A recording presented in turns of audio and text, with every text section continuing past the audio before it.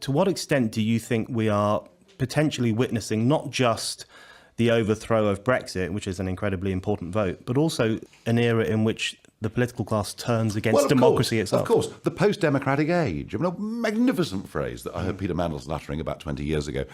And let's be honest, the great battle that is going on here, America, across Europe, and is being debated all over the free world, the great debate is, what is the way forward in terms of how we're governed? Is it the globalist approach, which is big, supranational structures, which in the main are run by people who can't be voted in and therefore can't be voted out? Or is it the nation state, or nationalism, if you want to use that word? That is the big debate that is going on everywhere.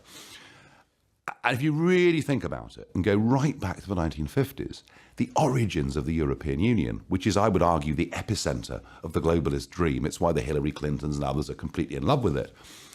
The origins of it, if you read Monnet back in the 1950s, he makes the argument that democracy is a very inconvenient way of running a country because, the ship of state goes in that direction for 4 years and then it might go in a different direction for 4 years. So better, he thought, with no sense of irony given the Soviets and their 5-year plans that they put in under Stalin, better, he thought, to make sure that the people who really control how our lives are led are the intellectual elites, who, of course, know so much better than we do.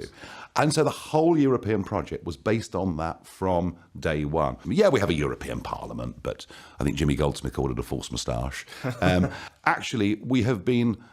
our leaders have willfully been taking us to a place where democracy is devalued. Now, the question that fascinates me in this country right now, and you're quite right, to identify the level of disconnect, the growing well of anger. The question is, how are we as a country going to deal with this? And where are we going to be in 5 or 10 years' time? Are we going to submit? Or is Brexit actually going to be the first sort of almost neo-revolutionary step back to where we need to be?